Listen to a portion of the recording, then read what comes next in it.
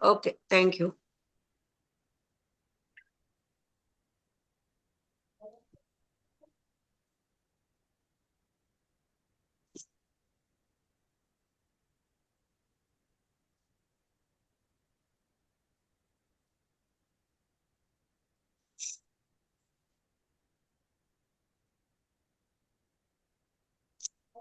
ఓం శ్రీ మహాగణాధిపతయే నమః. ఓం శ్రీ మహాసరస్వత్యై నమః. ఓం శ్రీ గురుభ్యో నమః.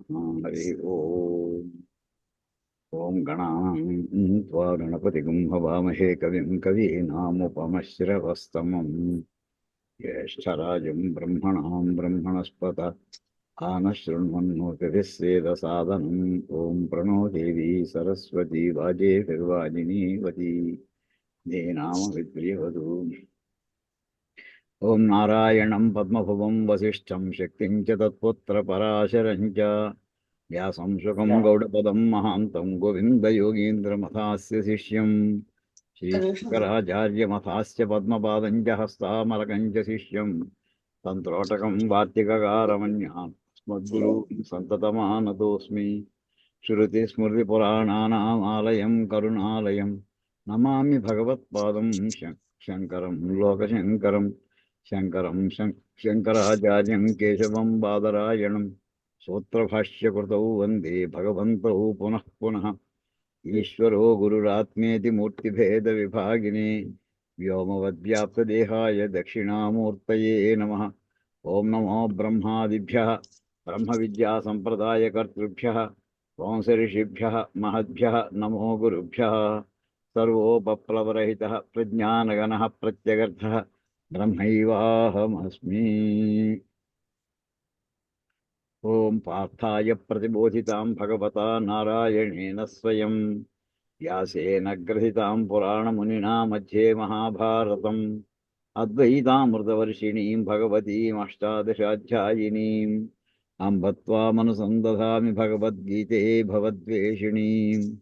నమోऽस्तुते వ్యాసవిశాలబుద్ధే ఫుల్లారవిందాయతపత్రనేత్ర येन त्वया भारततैलपूर्णः प्रज्वालितो ज्ञानमयप्रदीपः. प्रपन्नपारिजाताय तोत्रवेत्रैकपाणये ज्ञानमुद्राय कृष्णाय गीतामृतदुहे नमः. वाचकः प्रणवो यस्य क्रीडावस्त्वखिलं जगतु श्रुतिराज्ञावपुर्ज्ञानं तं वन्दे देवकीसुतं. सर्वोपनिषदो गावो दोग्धा गोपालनन्दनः पार्थो वत्सः सुधीर्भोक्ता दुग्धं गीतामृतं महतु. वसुदेवसुतं देवं कंसचाणूरमर्दनं देवकी परमानन्दं कृष्णं वन्दे जगद्गुरुं. भीष्मद्रोणतटा जयद्रथजरा गान्धारनीलोत्पला शल्यग्राहवती कृपेण वहिनी कर्णेन वेलाकुला अश्वत्थामविकर्णघोरमकरा दुर्योधनावर्तिनी सोत्तीर्णा खलु पाण्डवैरणनदी कैवर्तके केशवी.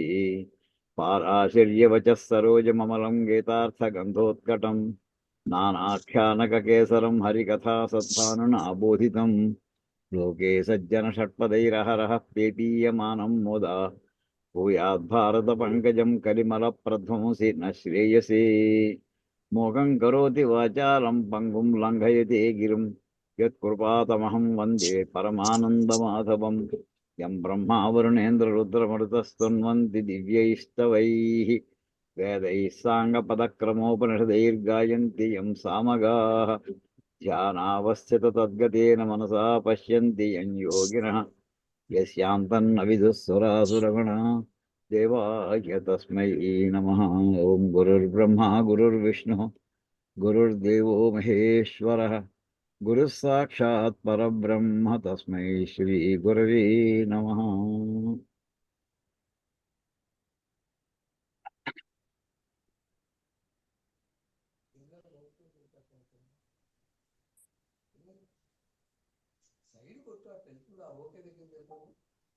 మనం ఇంత ముందర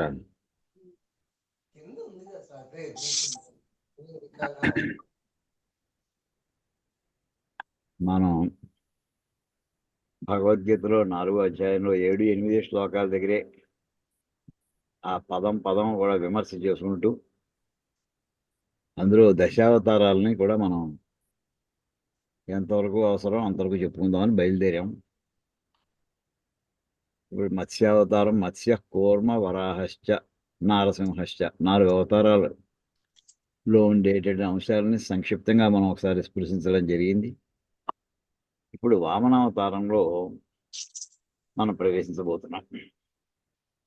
ఇప్పుడు అసలు మనం దేనికోసం ప్రారంభించాం?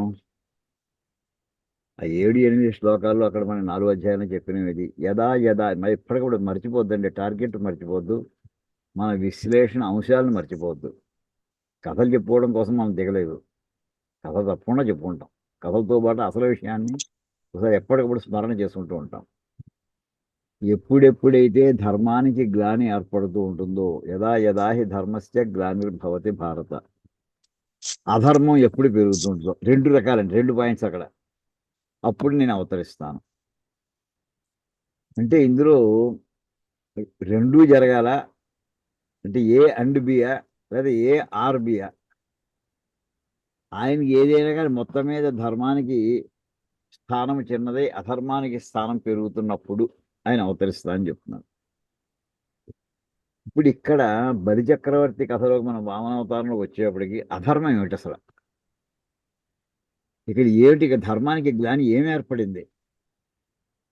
ఇంకేదంటే బలిచక్రవర్తి పరిపాలన చేస్తున్న సమయంలో ఎలా ఉండేదో ఈ మొత్తం ఈ ముల్లోకాలు కూడా ఆ వర్ణన మన భాగవతంలో కనిపిస్తుంది. అద్భుతమైనటువంటి పరిపాలన, ధార్మికమైన పరిపాలన చేశాడు. మరి అలాంటప్పుడు అతన్ని ఎందుకు తీసేయాల్సి వచ్చింది? ఇక్కడ మనం ఎంత ఆలోచించాల్సిన ఏంటంటేనండి, ఇది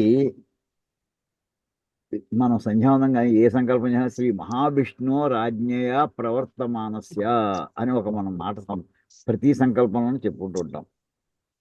శ్రీ మహావిష్ణువు యొక్క ఆజ్ఞ చేత నడిపించబడుతున్నటువంటి ఈ జగచ్చక్రం ఇది. ధర్మము అధర్మం అని మాట అంటే ఆయన ఆజ్ఞని ధిక్కరించి, ఇప్పుడు మనకి పార్లమెంట్లో యాక్ట్ ఆమోదింపజేశారు, దాన్ని వ్యతిరేకంగా పెడతాను. ప్రభుత్వ ధిక్కారం అంటే ఏంటంటే, ప్రభుత్వ శాసన ధిక్కారం అంటే ప్రత్యేకించి ఆయన ప్రభువు చేసినటువంటి ఆజ్ఞల్ని నేను నా ఆజ్ఞ ప్రకారం చేస్తాను అని అనడమే అక్కడ ధర్మానికి వ్యతిరేకత అవుతుంది. ఇక్కడ జరుగుతున్నది అది. ఇక్కడ శ్రీ మహావిష్ణువు స్వర్గలోకాన్ని పరిపాలించడానికి దేవతల్ని అందరికీ ఆయన అనుగ్రహించాడు. అష్టదిక్పాలకులకి వాళ్ళ వాళ్ళ పదవులను ఇచ్చాడు ఆయన. ఇది ఆయన యొక్క నియామకం. ఇది ఆయన అపాయింట్ చేసినటువంటి వాళ్ళు పరిపాలన చేస్తున్నారు.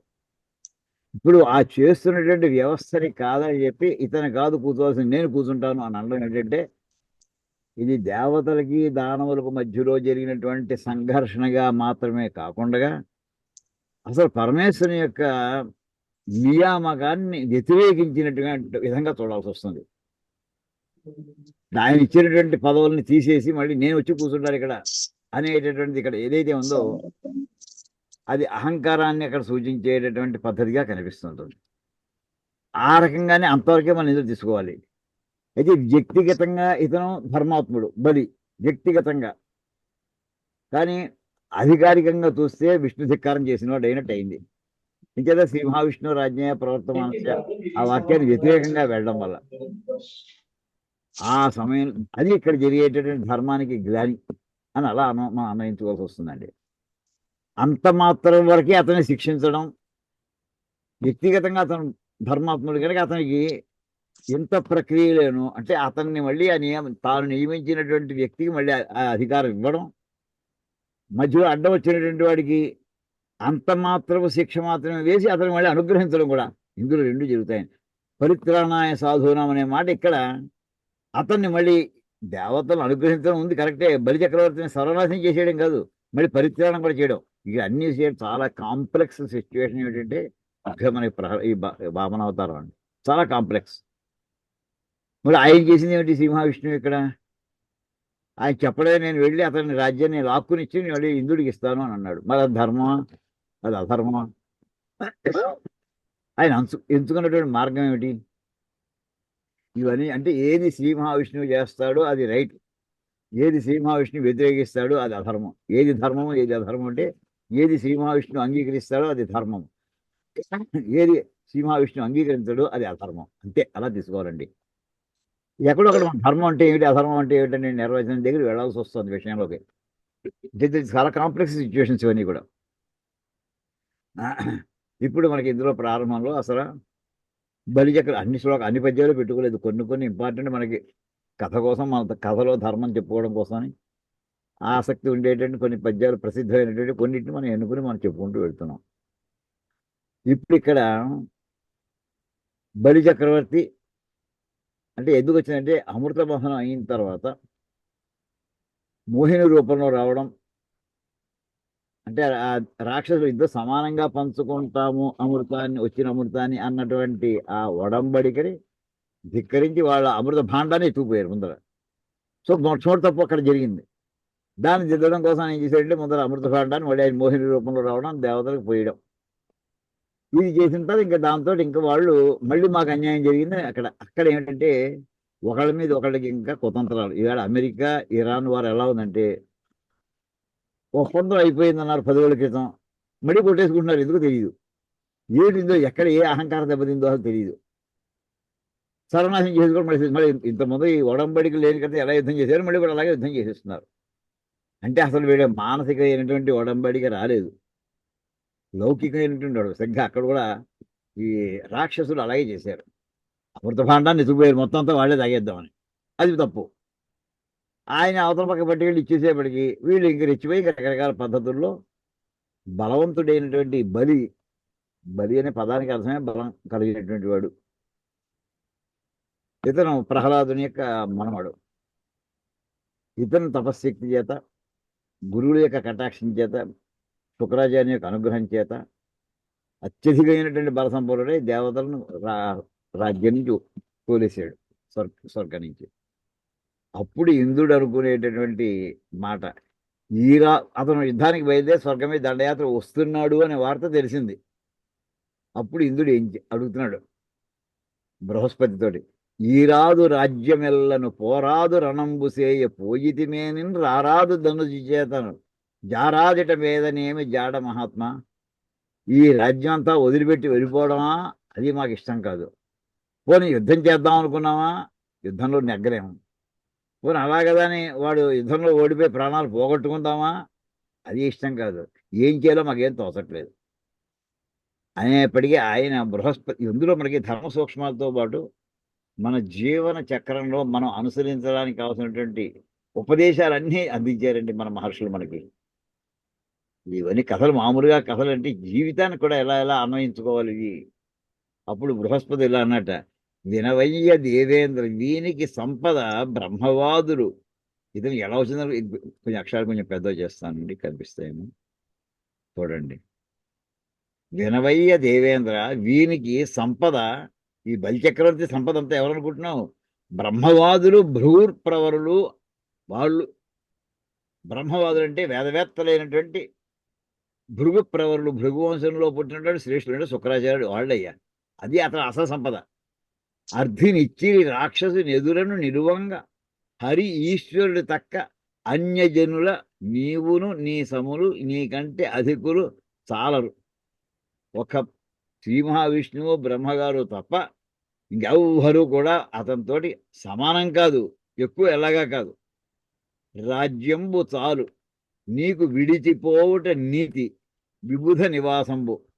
విబుధులు అంటే దేవతలు, దేవతలకి నివాసమైనటువంటి స్వర్గాన్ని విడిచిపోయి వెళ్ళిపోవడం మంచిదయ్యా. ఎక్కడి నుంచి అతను వచ్చి యుద్ధం చేసి మిమ్మల్ని ఓడించి జైల్లో పెడతాడో కొడతాడో, ఆ దెబ్బలని తిరిగి బదులు ముందరి ఖాళీ చేసి వెళ్ళిపోండి.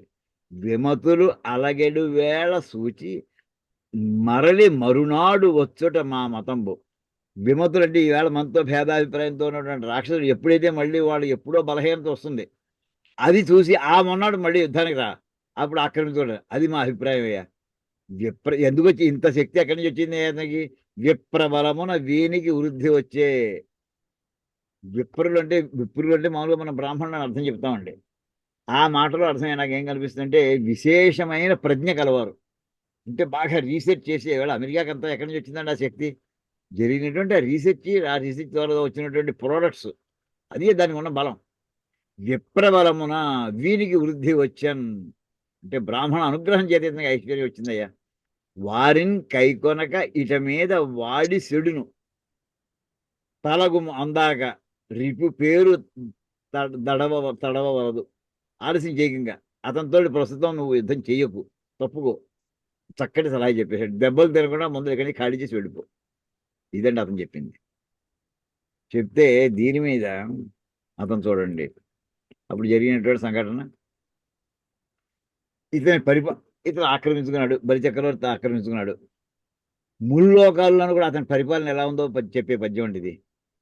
అర్థుల్ వేడరు, దాతలున్ చెడరు, సర్వారంభములు పండున్, ప్రత్యర్థులు లేరు, మహోత్సవంబులను దేవాగారములు వల్చు, పూర్ణార్థుల్ విప్రులు, వర్షముల్ కురియున్, కాలార్హంబులై ధాత్రికిన్, సార్థంబయ్యి వసుంధరాత్మము, అసురేంద్రాధీశు రాజ్యంబునన్. బలిచక్రవర్తి రాజ్యంలో ఇది ధర్మ పరిపాలన అండి. అర్థులు వేడరు, అడగడానికి బిచ్చగాళ్ళు లేరుట. అంటే వాళ్ళు లేనప్పుడు ఇంకా అడిగేవాడు ఎవరు దొరకట్లేదు, యాచకులు ఎవరు దొరకట్లేదు. పోనీ ఇద్దామని ఇచ్చేసినటువంటి వాడు ఖాళీ అయిపోయిందా, దాతలు చెడరు. వాళ్ళు ఎంత ఐశ్వర్యం ఇచ్చినా సరే వాళ్ళు ఎవడో ఒకడు ఉంటాడు ఆర్థి, ఓ యాచకుడు. ఎంత ఇవ్వాలో ఒళ్ళు తెలియకుండా ఇచ్చేస్తున్నారు. ఇచ్చి వాళ్ళే పాడైపోవట్లేదు. దాతలు చెడరు అంటే మేము వెనకాడట్లేదు అని అర్థం. ఇవ్వడానికి వెనకాడట్లేదు దాతలు ఎవరు కూడా. సర్వ ఆరంభములు పండున్, ఎన్ని రకాల ప్రాజెక్టులు టేకప్ చేశారో ఎవరెవరు సరే, వ్యక్తిగతంగా కానీ సామాజికంగా కానీ అన్ని రకాల కార్యక్రమాలు సజావుగా నడుస్తున్నాయి.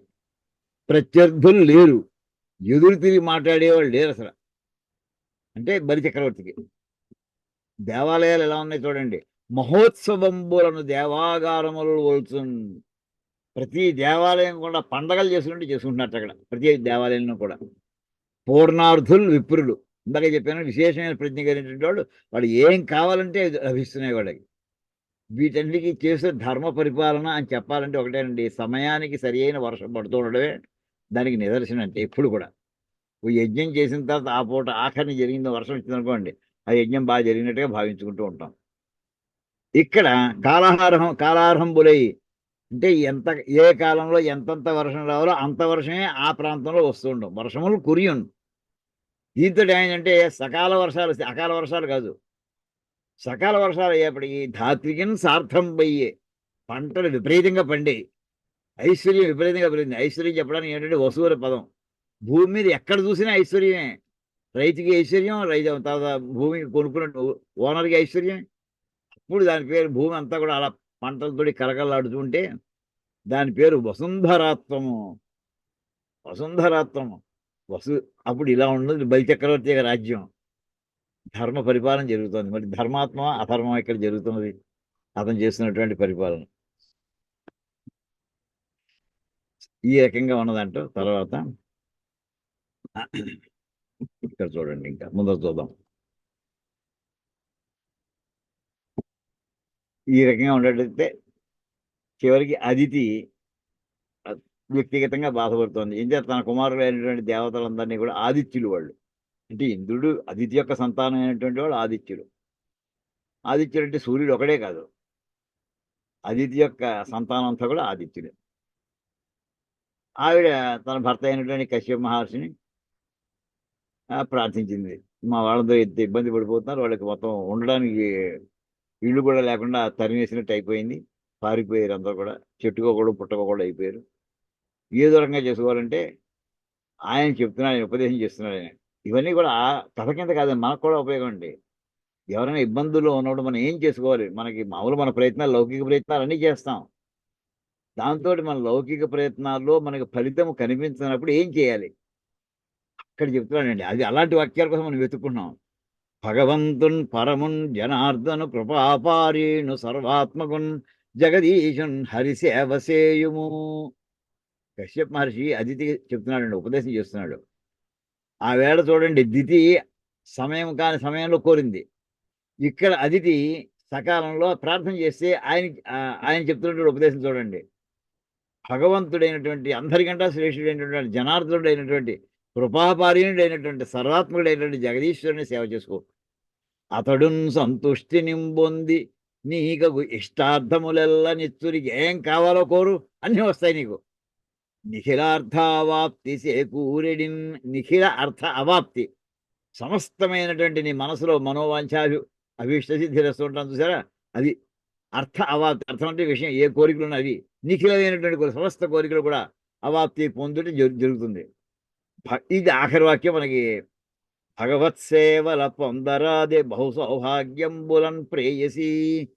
ఓ ప్రియురాలైనటువంటి అదితి, భగవత్ సేవ వల్ల ఇంకా పొందరాందంటే ఏదైనా బహు సౌభాగ్యములు, ఇంకా ఇంత పొందరానటువంటి ఐశ్వర్యాలు ఏమైనా ఉంటాయా అసలు?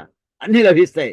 ఇది ఎవరికైనా సరే మనకి అందరికీ కూడా ఉపదేశం అండి. కశ్యప మహర్షి శాశ్వత కాలాలకి పనిచేసేటువంటి ఉపదేశాన్ని మనం భాగవతం ద్వారా గ్రహిస్తున్నాం అండి ఇక్కడ. ఇది అయిన తర్వాత నెక్స్ట్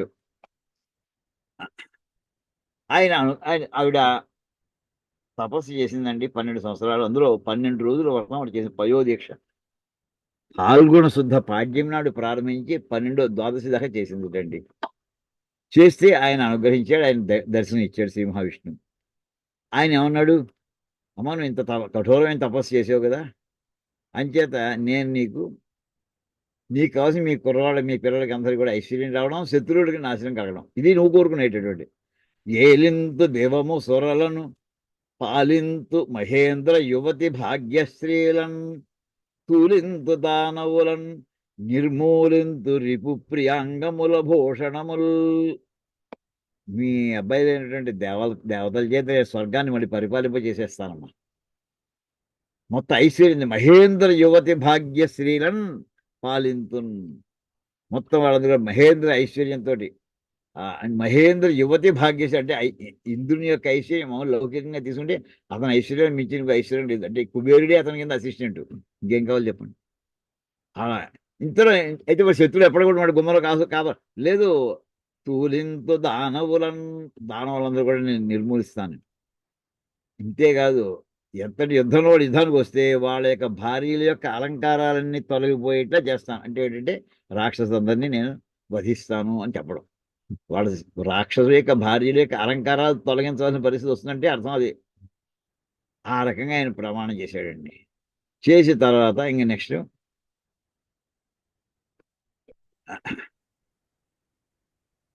ఆయన ఏ సమయంలో పుట్టేట అది ఇక్కడ చక్కగా ఉంటుంది. అందుకో కొన్ని శ్లోక పద్యాలండి.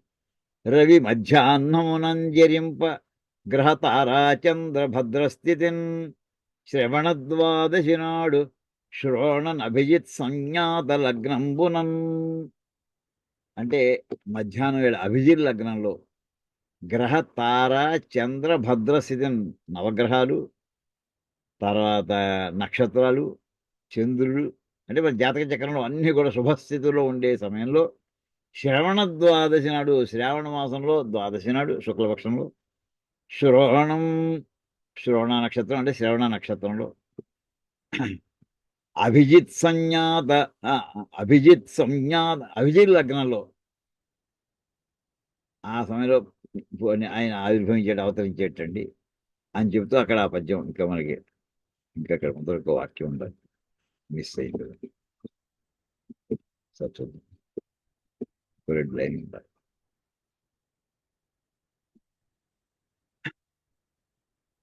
రాలేదు, మిస్.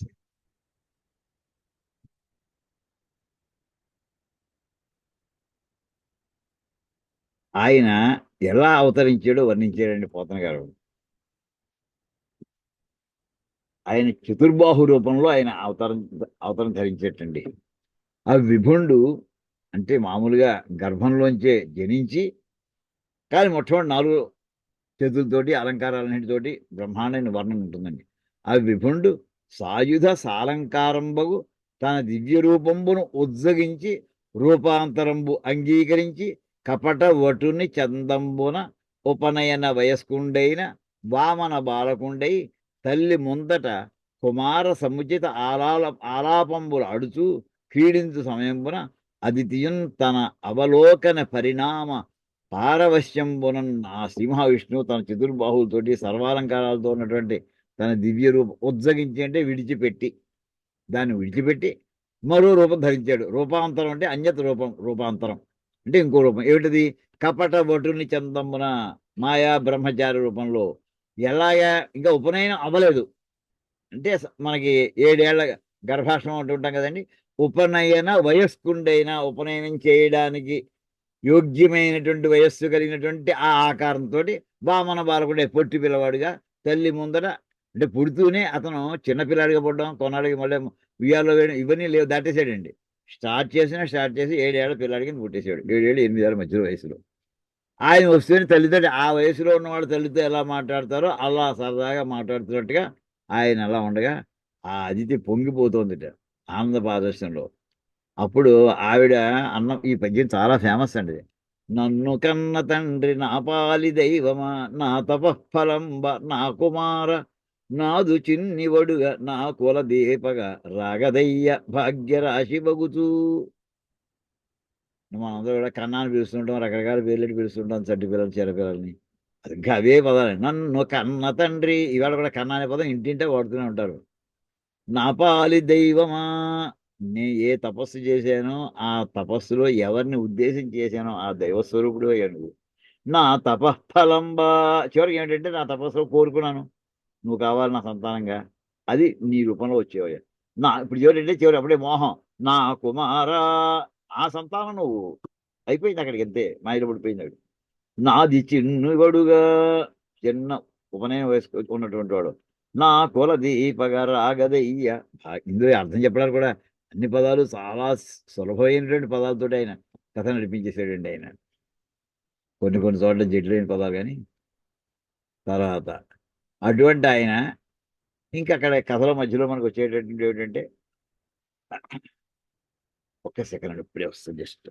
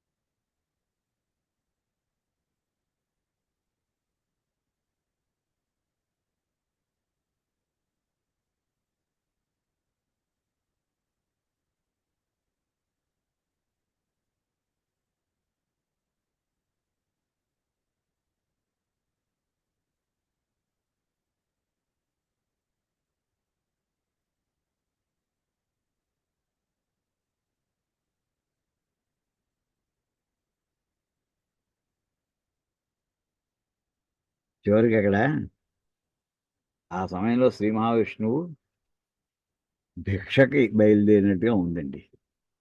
ఇతను అక్కడికి వచ్చినటువంటి కశ్యప మహర్షి దగ్గర వచ్చినటువంటి, అంటే ఉపనయనం చేసాడు కశ్యప మహర్షి. ఒక బ్రహ్మచారికి ఏవేమైతే మామూలుగా మనం ఇవాళ భిక్ష వేస్తూ ఉంటామో, అతనికి అంటే ఆ రూపంలో ఆయన సాక్షాత్తు శ్రీ మహావిష్ణువు కనుక ఈ దేవతలు అందరూ వచ్చి మేము ఇద్దాం, మేము భిక్ష వేస్తాం, మేము భిక్ష వేస్తాం అన్నట్టుగా వచ్చేసేటండి. ఆ వచ్చిన సమయంలో అసలు గాయత్రి ఉపదేశం సవిత అనే దేవత ఆయనే వచ్చేసి డైరెక్ట్గా ఆయనే భిక్ష ఇవ్వడం ప్రారంభించేట. అంతకంటే సావిత్రి అనేటువంటి సావిత్రి మను బ్రూహి అందరూ పిలవడితే చెప్పిస్తారండి. అతను ఆ చెప్పడంలో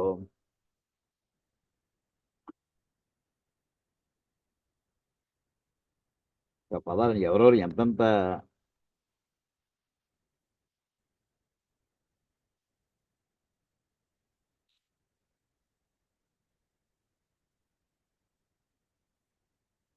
ఇక్కడ చూడండి, అతనికి ఇచ్చినటువంటివి ఆ బాలునకు సంతసంపు, ఇది స్కాన్ చేయలేదండి అందుకోసం చదువుతున్నాను. మహర్షులు కశ్యప ప్రజాపతిని పురస్కరించుకుని సముచిత ఉపనయన కర్మ కలాపములు చేయించిది. సవిత సావిత్రిని ఉపదేశించను. అంటే సావిత్రి మంత్ర సావిత్రి మంత్రం అంటే గాయత్రి మంత్రం. గాయత్రి మంత్రానికి అధిష్టాన దేవత డైరెక్ట్గా వచ్చేసి ఈ ఈ బ్రహ్మచారికి ఆ మంత్రాన్ని గాయత్రి మంత్ర ఉపదేశం చేసింది. అంటే ఏంటంటే సాక్షాత్కారం అయిపోయింది అక్కడ. అలాగే ఏం చేస్తుందండి శ్రీ మహావిష్ణువు వస్తే బృహస్పతి యజ్ఞోపేతం ఇచ్చేట. కశ్యపుడేమో ముంజి, అంటే మొల చుట్టూ కట్టేటటువంటి ముంజిగడ్డి, దాంతో అది ఇచ్చాడు. కౌపినేమో అదితి, ధరణి కృష్ణాజినం భూమి, దండంబు వనస్పతి యగు సోముడు, గగన అధిష్టాన దేవత ఛత్రము, కమండలువు బ్రహ్మ, సరస్వతి అక్షమాల, సప్తర్షులు కుశ పవిత్రంబులు ఇచ్చిరి. ఇవన్నీ ఇచ్చేశారండి వీళ్ళు. ఇలాంటి వాడు బయలుదేరాడు. హరిహరి సిరి ఉరమునగల హరిహయు కొరకు ధనుజు నడుగంజనియన్ పరహితరతి మతియుతులకు దొరలకు నడుగుటయు నొడలి తొడవగు బుడమిన్. ఇందులో ఒక్క దీర్ఘాక్షరం లేదండి. ఇక దీర్ఘాక్షరం అంటే మనకి అన్నీ కూడా హ్రస్వాలు. ఎందుకు? అన్ని పొట్టి అక్షరాలే. ఇతను పొట్టివాడే ఉన్నాడు కనుక. ఎవరు వామనావతారంలో ఉండడంతో అన్నీ కూడా హ్రస్వాలేండి. అక్షరాలు చూడండి, అన్ని లఘువులే. హరిహరి ఎక్కడో మనకి వాక్యాంతంలో ఉండేటటువంటి అక్కడ వాటికి తప్ప. హరిహరి సిరి యురము నగల హరి. లక్ష్మీదేవి వక్షస్థలం మీద ప్రకాశించేటువంటి శ్రీ మహావిష్ణువు హరిహయు కొరకు, హరిహయుడు అంటే ఇంద్రుడు, ఆ ఇంద్రుడి కోసం ధనుజున్ అడుగన్ జనియన్, ఆ రాక్షసుడైనటువంటి బలిచక్రవర్తిని అడగడానికి వెళ్ళాడు. మరి ఈ అడగడం ఏమయ్యేది బాగుందా అంటే, పరహిత, ఇక్కడ భావన తీసుకోండి. పరహిత రతి అతియుతులకు, అవతల వాళ్ళ యొక్క హితమునందు ఆసక్తి కలిగి ఉండేటువంటి ఆలోచన ఉన్నటువంటి వాళ్ళకి, అంటే అవతల వాళ్ళకి సహాయం చేయాలనుకునే వాళ్ళకి, దొరలకు అడుగుటయు, అటువంటి వాడు మహానుభావుడైనా సరే అలాంటి వాడు వెళ్ళి అడిగాడంటే ఓడలి తొడవగు పొడమిన్, భూమి మీద అది అలంకారం అవుతుందయ్యా. అంటే లక్ష్మీ వక్షస్థల అయినటువంటి శ్రీ మహావిష్ణువు వెళ్ళడం బాగుందా? లక్ష్మీదేవితో చెప్తే ఆయన ఒక క్షణకాలంలో ఐశ్వర్యం ఇవ్వదా? కాదు. అవతల వాళ్ళకి హితాన్ని చేయాలి. ఎవరిక్కడ పరులు? ఇంద్రుడు మామూలుగా మనకు కనిపిస్తుందండి, కాదండి. ఇతను బలిచక్రవర్తి కూడా అతని హితాన్ని ఈయన మనసులో పెట్టుకున్నాడేమో అని అనిపిస్తుంది. చూడండి, ఇది అతనికి అనుగ్రహించాలంటే తాను వెళ్ళాలి బలిచక్రవర్తి దగ్గరికి. అది పరహిత రతిమతియుతులకు దొరలకు, ఇది అడుగుటయు ఒడలి తొడవగు పొడమిన్.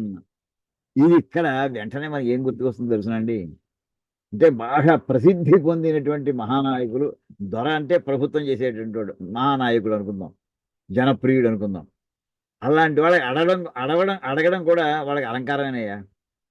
వెంటనే మనకి మదన్ మోహన మాలవ్య కథ జ్ఞాపకం రావాలండి. ఆయన మహాప్రసిద్ధి పొందినటువంటి మహానాయకుడు. ఆయన 1930s ఇంగ్లాండ్లో, లండన్లో రౌండ్ టేబుల్ కాన్ఫరెన్స్కి గాంధీ గారు వెళుతూ తనకి సహాయకుడిగా ఎవరు ఉండాలి, ఆయనకి సలహాలు చెప్పేవాడు కాదు, గాంధీ గారికి సలహాలు చెప్పేవాడు కావాలట. ఎవరంటే మదన్ మోహన్ మాలవ్య. అంత గొప్పవాడిన థింకింగ్లో. థింక్ ట్యాంక్ అంటుంటారు సరే, ఆలోచన పుట్ట. ఇలాంటి వాడు కాశీలో బెనారస్ హిందూ యూనివర్సిటీ పెట్టాలి అని అనుకున్నారు ఆయన.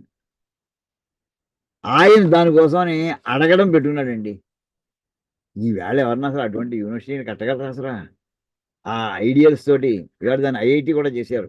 బెనారస్ హిందూ యూనివర్సిటీ ఇప్పుడు పేరు అదే, కానీ దాన్ని ఐఐటి స్టేటస్ ఇచ్చారు దాన్ని. ఆయన హైదరాబాద్ వచ్చి నవాబుని అడిగేటండి, నేను ఎవరు బొమ్మని అడిగిన. ఎలా ఇప్పించుకోవాలి నాకు తెలుసులే, నీ జీతం ఎందుకు ఇవ్వచ్చు వస్తానని చెప్పి. ఆ కథ అందరికి చాలామంది తెలుసుని అనుకుంటున్నాను నేను. ఆ నవాబు వాళ్ళ ఇంట్లో ఎవరో పోతే, మామూలుగా మహమ్మదీయులు పోతేట, వాడు ఆ బాడీని తీసుకెడుతూ కాఫీని ఆ బాక్స్ తీసుకెడుతుంటే దాని మీద డబ్బులు వేస్తూ ఉంటారు. ఇతను కావాలని చెప్పి ఆ డబ్బులను ఎరుకోవడం ప్రారంభించాట. కావాలని బాడీ మీద పడ్డ డబ్బులు ఒకటి. తర్వాత ఇతను అడగడానికి వెళ్ళినప్పుడు ఆయన ఎడంకాలు చెప్పు విసిరేటండి. ఇక్కడికి పో, నీకు మొత్తం నువ్వు నేను త్వరగానే తెలుసు, నీకు మహమ్మదీయుని తెలుసును, నువ్వు హిందూ యూనివర్సిటీ పెడతాను వస్తావా నా దగ్గరికి.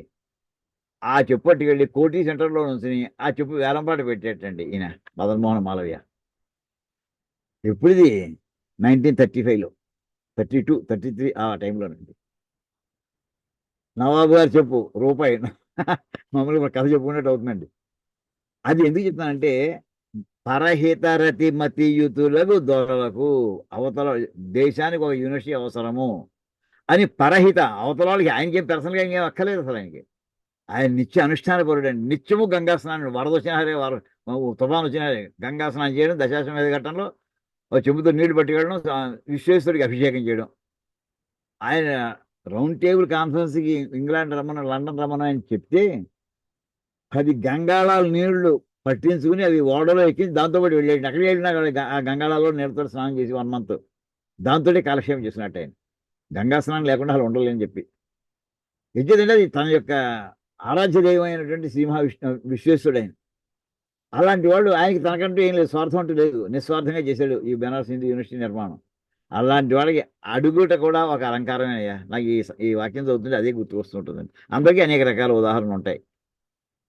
తర్వాత ఇందులో మనకి ఇంకో వాక్యం అండి. ఈయన వెళ్ళాడు. మనకు చాలా పద్యాలు ఉన్నాయనుకోండి. ఆయన వెళుతూ ఉండగా యాగశాలలో 4 వేదాలు చదువుతున్నారు ఒక్కొక్క గ్రూప్. ఇక్కడ ఋగ్వేదం, ఇక్కడ యజుర్వేదం, ఇక్కడ సామవేదం, అక్కడ అథర్వవేదం అన్నీ చదువుతుంటే ఈ ఇంత చిన్న పిల్లవాడు వాడు అక్కడ వెళ్తూ బాగా చెప్తున్నారు మీరు. వాడు చెప్తున్నటువంటి మంత్రాన్ని ఈయన కూడా అందుకుంటూ ఉండడం. ఆయన చివరికి బలి చక్రవర్తి దగ్గర చేరడం జరిగింది. చేరిన తర్వాత ఆయనకి ముందర ఏదో ఆయుష్మాన్ మనకి ఆశీస్ ఇవ్వాలి కదా. స్వస్తి ఇది చాలా ప్రసిద్ధమైందండి. పిల్లలకి ఇలాంటి 1-2 పద్యాలనే నేర్పుకోవాలి నా కోరికండి అసలు. స్వస్తి జగత్తయీ భువన శాసనకర్తగు హాసమాత్ర విధ్వస్త నిలింబ భర్తగు ఉదార పద వ్యవహర్తగున్ మునీంద్రస్తుత మంగళాధ్వర విధాన విహర్తగు నిర్జరీగళ న్యస్త సువర్ణ సూత్ర పరిహర్తగు దానవలోక భర్తగున్ స్వస్తి. ఈ స్వస్తి అనే మాట చివరికండి. దానవలోక భర్తకున్ స్వస్తి. రాక్షస లోకానికి ప్రభు అయినటువంటి బలి నీకు స్వస్థయ్య, శుభం జరుగుగాక. మరి శుభం జరిగిందా జరగలేదా? చివరికి అవధాడేడా వామన రూపంలో వచ్చి ఆయన ఐశ్వర్యాన్ని లాక్కుని లేదు, శుభాన్నే ఇచ్చాడు ఆయన. అంచేది ఆయన అన్న మాటలు అది అర్థం చేసుకోవడానికి మరమట తీసుకుంది. ఎటువంటి వాడు ఇతను? జగత్రయీ భువన శాసనకర్తకు, త్రిభువనాలకి శాసనం చేసే శాసనకర్త అంటే శాసనాన్ని చేసేటటువంటి వాడు. అంటే ముల్లోకాధిపతి, త్రిలోకాధిపత్యం వచ్చేటువంటి హే బలి నీకు స్వస్తి కలుగాక. హాసమాత్ర విధ్వస్త నిలింప భర్తకు. నిలింపులు అంటే దేవతలు. నువ్వు ఒక్క నవ్వు నవ్వితే చాలయ్యా, అక్కడ దేవతల యొక్క గుండెలు పగిలిపోతూ ఉంటాయి వాళ్ళకి. ఇంకేదంటే ఇక అయిపోయింది, ఏదో పట్టుకుందా, ఏదో అయిందనమాట ఈ పూట. వాళ్ళకేసి చూశాడు ఈవేళ దేవతల పని పట్టేసినట్టే. అందుచేత నీ యొక్క చూపు ఎవరికైతే భయంకరం అవుతుందో అంటే దేవతలకి, అటువంటి వాడవయ్యా నువ్వు. ఉదార పద వ్యవహర్తకున్. ఔదార్యంలోన ఉదారం అనేటువంటి పదం అంటే మాట. ఔదార్యం, ఔదార్యంతో వ్యవహరించాడు. అంటే ఒకడు రూపాయి అడిగాడు అనుకుంటే ₹1,00,000 ఇవ్వయ్యా, ఆ రకంగా అంత ఔదార్యం. మునీంద్రస్తుత మంగళాధ్వర విధాన విహర్తకు. మహర్షులు అందరూ చేసేటటువంటి అధ్వరం అంటే యజ్ఞం.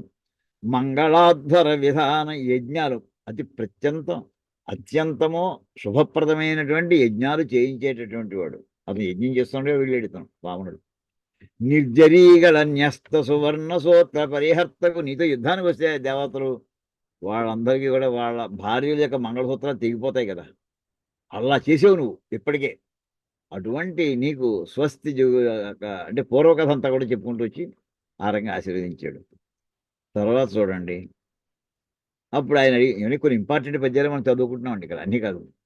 వడుగా ఎవ్వరి వాడవు ఎవ్వడవు సంవాసస్థలం వెయ్యది ఈ ఎడగున్ నీ వరుదెంచుటన్ సఫలమయ్యన్ వంశమున్ జన్మమున్ కడు ధన్యాత్ముడనైది ఈ మఖము యోగ్యం బయ్యే నా కోరికల్ కళతీరన్ సుహృతంబులయ్య శిఖలున్ కళ్యాణమిక్కాలమున్.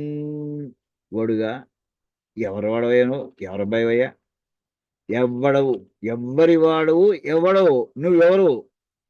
ఇక్కడ ఎవ్వరి వాడు అంటే నీ తల్లిదండ్రులు ఎవరు అని అక్కడికి వస్తున్నాడు. ఎవరి పిల్లాడు నువ్వు, లేదా ఎవడో నువ్వు.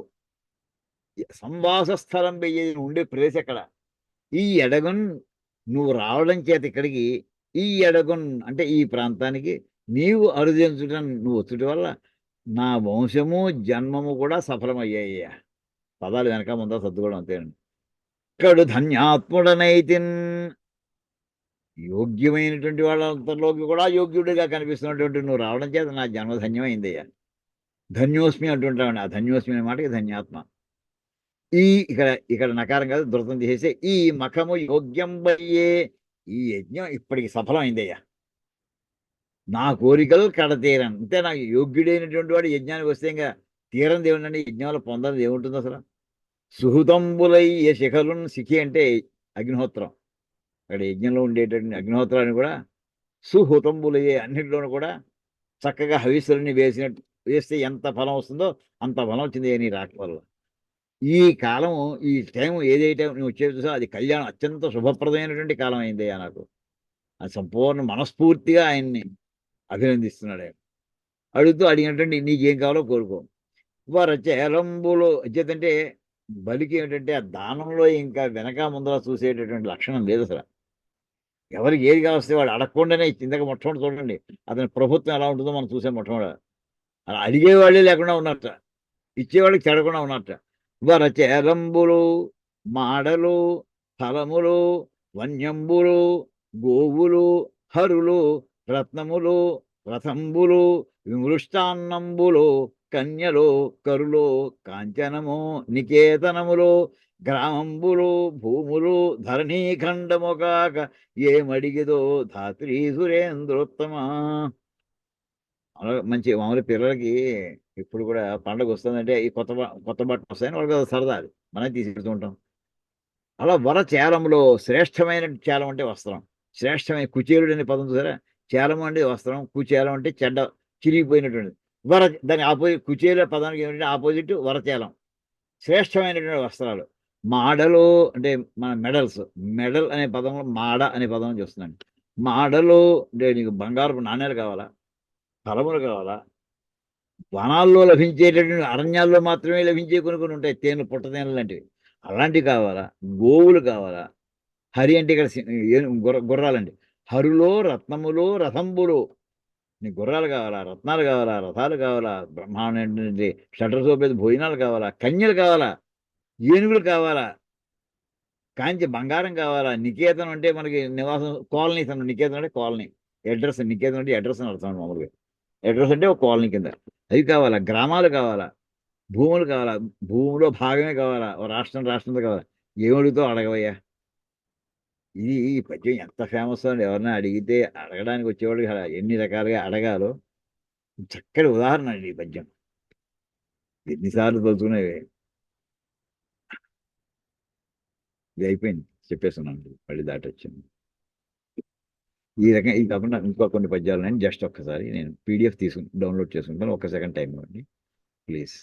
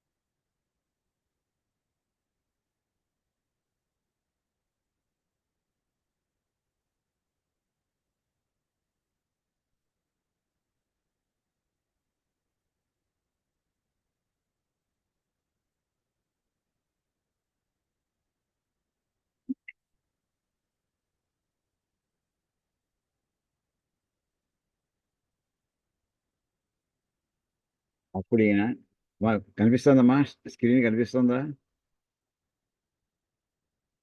సత్య, ఓ సత్య, కనిపిస్తుంది సార్. కనబడుతుంది సార్. ఓకే ఓకే అండి. ఆయన అడుగుతాడు చూడండి. విన్నాను ఒం- గురువు గారు, క్లాస్ ఓకే, లో అది కనిపిస్తుందా లేదా అని అడిగాను. సరే, కనిపిస్తోందండి. ఓకే. ఒంటివాడన్ నాకు ఒకటి రెండడుగులు మేర ఇమ్ము, సొమ్ము మేరయొల్ల కోర్కిదీర బ్రహ్మకు ఒకటి ముట్టెద, దాన కుతుక సాంద్ర దానవేంద్ర. ఒంటివాడన్, నీ ఒంటరివాడినయ్యా అంటే నాకు ఇంకా బ్రహ్మచారిగా ఉన్నాను మామూలుగా అర్థం అండి. ఇంకా వివాహం అవ్వలేదు. బ్రహ్మ అయితే అక్కడి నుంచి ఏంటంటే దంపతి అనే మాటకి జాయాచ పతిశ్చ దంపతి. దంపతి అనేది ఏకవచనం. దంపతి అనేది అంటే భార్యాభర్తలు అనేటువంటి మనం తెలుగులో దానికి చెప్తే దంపతి అనేటటువంటి అది ఒక ఏకవచనం అంటే ఒకటే అంటే భార్యాభర్తల యొక్క ఆ, గుంపు అని తీసుకోవచ్చు, అలా తీసుకోవాలి గ్రూప్ అని. ఒంటివాడని ఇంకా వివాహం లేదు నాకు ఒకటి రెండు అడుగుల మేర ఏమో. ఇక్కడ ఒకటి రెండు అడుగులు అంటే ఒకటి మామూలుగా మనం ఒకటి రెండు అంటే అక్కడ ఒకటి ప్లస్ రెండు అండి. ఇక్కడ ఒకటి కానీ రెండు కానీ అక్కడ ఆరు కాదు అండ్ ఇక్కడ ఒకటి రెండు అడుగులు మేర ఇమ్ము, నాకు 3 అడుగులు కావాలని అడగడం అనమాట. ఒకటి రెండు అడుగులు మేర ఇమ్ము, సొమ్ము మేర వల్ల అంటే నాకు క్యాష్ ఏం అక్కర్లేదయ్యా. కోరికది దీనివల్ల నా కోరిక తీదే బ్రహ్మ కోకటి ఉంటుంది. బ్రహ్మగారి యొక్క మొదలు అంటే పద్మం ఏదే పద్మంలో ఆయన కూర్చొని అంతవరకు కూడా నేను నువ్వు ఇచ్చిన కోరికతో నేను అంతవరకు సంతోషిస్తానయ్యా. దాన కుతుక సాంద్ర దానవేంద్ర అని పద్యం అండి, చక్కటి పద్యం. ఇది అయిన తర్వాత ఆయన అంటాడు ఇది ఎక్కడ కూడా అయ్యా, ఇక్కడ చూడండి. అలా అడగచ్చాను అసలు నన్ను అడగడానికి ఇదే అడగడం. ఓ బ్రహ్మచారి అయినప్పుడు నువ్వు అడగవలసిన ఏంటంటే మామూలుగా గొడుగో జన్నిదమో కమండలువో నాకు ముంజియో దండమో అంటే ఈ చెప్పిన సమాధానం. నాకు కావాల్సిన ఏమిటంటే ఓ గొడుగు కావాలి, ఓ యజ్ఞోపేతం కావాలి, ఓ కమండలం కావాలి, లేదా ముంజి కావాలి, దండం కావాలి. నేను బ్రహ్మచారిని అయ్యా. నువ్వేమో అవి ఇస్తాను, ఏనుగులు ఇస్తాను, గుర్రాలు ఇస్తాను, రథాలు ఇస్తాను అంటావు. అవన్నీ నాకే. భూములెక్కడ కరుల్ వామాక్షుడు అశ్వంబులు ఎక్కడ, నిత్యోచిత కర్మం ఎక్కడ, మదాకాంక్షామితంబైన 3 అడుగులు మేర ఎత్రోవకిచ్చుటది బ్రహ్మాండంబు నా పాలికిన్. ఇక్కడ ఆయన అడిగినటువంటి ఒక్కసారి చూడండి. గొడుగు నేను అడిగేది ఏంటంటే ఒక గొడుగు ఇవ్వాలి నాకు ఇస్తాను. బ్రహ్మచారి కనుక ఎండలో పెడుతుంటాం, చదువుకోవడానికి ఎక్కడి నుంచి వర్షంలో తడిసిపోకుండా ఉంటే ఉపయోగిస్తాను. యజ్ఞోపేతం ఇవ్వాలి, కమండలం ఇవ్వాలి అడిగితేను. నాకు ఏదో ముంజి మొలతాడు కింద ఇవ్వాలి, ఓ దండము. ఇవి నాకు కావాల్సినటువంటివి అంతే తప్పించి నువ్వు ఏవో ఏనుగులు ఇస్తాను, గుర్రాలు ఇస్తాను, అమ్మాయిలు ఇస్తాను, ఇవన్నీ నాకెందుకయ్యా. ఇవన్నీ కనిపిస్తున్నాయండి. ఆయన అన్న మొదటి 3-4 పదాలు చూడండి. ఇవి మేము అడిగేది అన్నాడు కదా. గొడుగు అంటే మామూలుగా మనం కూడా పూజ అంతా పూజ అంతా చేసేసిన ఆత్మపరక్షణ ఛత్రమాచ్ఛాదయామి చామరం బీజామి నృత్యం దర్శయామి గానం ఇవన్నీ చదువుతూ ఉంటామండి. అక్కడ ఛత్రమాచ్ఛాదయామి అంటే అక్కడ మనకు ఇచ్చేది ఆయన పరమేశ్వరికి సేవలు, ఉపచారాలు. ఆ ఉపచారాల్లో కోరిక ఏమిటంటే గొడుగు ఇచ్చేమంటే నాకు ఏకఛత్రాధిపత్యం కావాలి అని ఉద్దేశం ఏంటండి. ఆయన సేవ చేస్తున్నావు అని మనం అంటాం కాదు, దాని వెనకాల లేక నువ్వు ఏకఛత్రాధిపతిగా ఉండవయ్యా అని పరమేశ్వరికి మనం ఒక ఆకాంక్ష మంది. అది చెప్పండి. ఇది గొడుగు అంటే మామూలు ఏదో రకరకాల రంగులు గొడ్డలు ఉన్నటువంటి గొడుగులు కాదండి. అది వెనకాల కాన్సెప్ట్ ఏంటంటే ఏకఛత్రాధిపత్యం.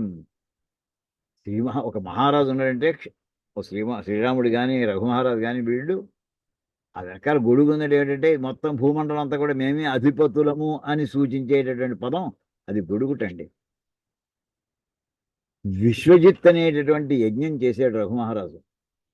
అంటే విశ్వమంతని జయించాను. అది రఘువంశంలో మనకి కాళిదాసు రచించినటువంటి రఘువంశం అనే మహాకావ్యంలో 4వ సర్గంతో కూడా అందులో 50 శ్లోకాలు దాకా 60 శ్లోకాలు ఆయన చేసిన జైత్రయాత్రనే వర్ణిస్తాయండి. మొత్తం భారతదేశంలో ఎంత దూరం వెళ్ళాడు అంతా వర్ణన అందులో ఉందండి. ఇప్పుడు అక్కడ ఆయన వచ్చిన తర్వాత విశ్వజిత్ అనేటువంటి యజ్ఞం చేశాడు ఆయన. అక్కడ ఓడించినటువంటి రాజులంతా తెగించి డబ్బు పట్టుకొచ్చాడు, అంతా కూడా దానం చేసేసాడు. ఆ యజ్ఞంలో విశ్వజిత్ యాగంలో ఏమి ఇవ్వాలంటే చివరికి ఈ ఛత్రం రాజ చిహ్నంగా ఉండే ఛత్రాన్ని మాత్రం దానం చేయడానికి అధికారం లేదుటండి. సింహాసనం దానం చేయడానికి అధికారం లేదుట. ఈ 2 రాజ్య చిహ్నాలు అవి తనవి కావు. అవి తాను పరిపాలకుడే. ఎప్పటి నుంచో వస్తున్నటువంటి అది ఇలా కంటిన్యూ అవుతూనే ఉండాలంటే తరతరాలుగా. అక్కడ గొడుగు అనే మాటకు మనం దాంట్లో అంచేతనే ఆయన అవన్నీ ఆ కౌత్సులని విద్యార్థి వచ్చి ఈ చేతిలో చివరికి మట్టి మూకుడు అక్షతలు ఇంట్లో మంచినీళ్ళు పట్టుకొస్తే అది పిడతలతో పట్టుకొచ్చి మంచినీళ్ళు ఇచ్చాడు ఆయన. పూజా సామగ్రితో కూడా పిడతలతో పట్టుకుని చేశాడు. అంటే అక్కడ ఆయన ఉన్నటువంటి విశ్వచేతనం ఏమి దానం చేయాలి మొత్తం అన్ని ఇచ్చేయాలండి. వంటింటో కూడా ఒక గ్లాసు కూడా ఉండాలి, లేదు వెండి గ్లాస్ కానీ బంగారపు గ్లాస్ కానీ ఏది కూడా ఉండాలి. కానీ ఈ గొడుగు మాత్రం ఇవ్వడానికి అధికారం లేదు, సింహాసనం ఇవ్వడానికి అధికారం లేదట. ఆ రకంగా ఇక్కడ గొడుగు నాకు ఇస్తే ఏం కావాలి ఆయన అడుగు చిన్న చిన్న మాటలా కనిపిస్తాయండి. వీటి పర్యాయ పదాలు వీటి అర్థాలు ఆలోచిద్దామండి. నాకు గొడుగుని ఇవ్వాలయ్యా అంటే ఏకఛత్రాధిపత్యం ఇవ్వాలయ్యా నాకు ఇస్తే నువ్వు అంటే భూమండలం నువ్వు కాదు, నువ్వు ముల్లోకాల అధిపతి, నేను చతుర్దశ భువనాధీశ్వరుడు, నేను నాకు సమర్పిస్తే అలాంటి సేవ చేయి నాకు. జన్నిదము యజ్ఞోపవేతం. యజ్ఞోపవేతం యొక్క సిగ్నిఫికెన్స్ ఏమిటంటేనండి, మొత్తము మనల్ని ఆ యజ్ఞోపవేతంలో 3 దారాల కింద మనకి కనిపిస్తాయి. కానీ దాని వెనక దాంట్లో మళ్ళీ ఒక్కో దాంట్లో మూడేసి అలా వేసుకుంటూ వస్తే 27 రకాలు వస్తాయండి. 9 వస్తాయి, తర్వాత 27 అవుతాయి. ఇవన్నీ ఏమిటంటే మొత్తం మనకి ఈ 4 వేదాల్లో చెప్పినటువంటి 3 వేదాలు ముఖ్యంగా చెప్తారండి. ఋగ్వేదము, యజుర్వేదము, సామవేదంలో ఉండేటటువంటి మంత్ర అధిష్టాన దేవతలందరూ కూడా ఈ యజ్ఞోపవేతం ధరించినటువంటి నిత్యము రక్షించుగాక అంటే దేవతామూర్తులు అందరూ కూడా ఇతని మీద ఆశ్రయించుకోండి, ఇతను రక్షించుగాక ఆ ఆకాంక్షతోటి మనకి యజ్ఞోపవేతం సమర్పిస్తారండి. అంటే సమస్త దేవతాగణాలు ఇతని లోబడి ఉండుగాక, ఎప్పుడు రక్షించాలి, ఎప్పుడు అవసరం ఇతని సేవకుడిగా ఉండుగాక అంత అర్థం అవుతుందండి. కమండలు అన్నాం అనుకోండి, కమండలం అనే మాటకి మామూలుగా ఏదో చెంబు చేంతాడు అంటుంటారు మనవాళ్ళు, అది కాదు. ఆ చెంబు కలశ పూజ చూడండి, కలశం అంటే మనకి చెంబే, మనకి కమండలమే. కలశ అందులో దానికి వర్ణన మంత్రం కూడా ఉందండి, అద్భుతమైన మంత్రం అసలు. మన ఆ కలశే ఏషు ధావత్ పవిత్రే పరిషిచ్యతే ఉక్తైర్యజ్ఞేషు వర్ధతే ఆపో వా ఇదగం సర్వం విశ్వా భూతాన్యాపః ప్రాణా వా ఆపః పశవ ఆపోన్నమాపో మృతమాపః సమ్రాడాపో విరాటాప స్వరాడాపశ్చందాగుస్యాపో అని మంత్రం అంతా చదువుతామండి. ఇక్కడ 3 గొప్ప పదాలు ఉన్నాయండి. విరాట్, స్వరాట్, సమ్రాట్ 3 పదాలండి అక్కడ వాడేవి. ఒక దానివల్ల బ్రహ్మగారిట, మిగతాదంతా కూడా ఈ బ్రహ్మాండాలు, తర్వాత దానికి మించినటువంటి బ్రహ్మగారు, ఆ మించినటువంటి పరమేశ్వరుడు, ఆ మాటలన్నీ అండి. ఇంకోటి ఆ చెంబు ఎటువంటిది, కలశస్య ముఖే విష్ణు. ఆ కలశానికి చెంబులా చూడొద్దాన్ని, దాని ముఖస్థానంలో విష్ణువు.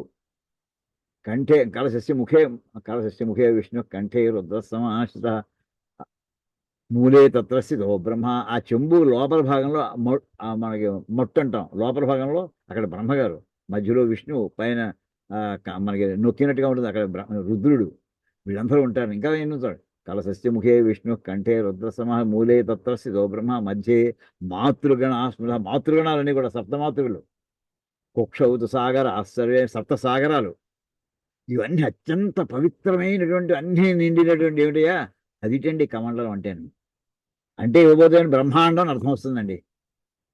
ఇక్కడ ఆయన అడుగుతున్న నాకు ఒక కమండలం ఇవ్వయా, మామూలుగా చిన్న మాటలో ఉంది, కానీ బ్రహ్మాండం అంతా ఇచ్చేమని అర్థం వస్తుందండి. నాకు ముంజి అంటే ఏమిటంటే మనకి మొలతాడు లాంటిది, అది ముంజిగడ్డితో తయారు చేసేది. యజ్ఞోపేతంలో మనకి మామూలుగా పూర్వం ఉపనయనం అవుతుంటే కట్టిస్తారు, పిల్లవాడి కట్టిస్తూ ఉంటారు.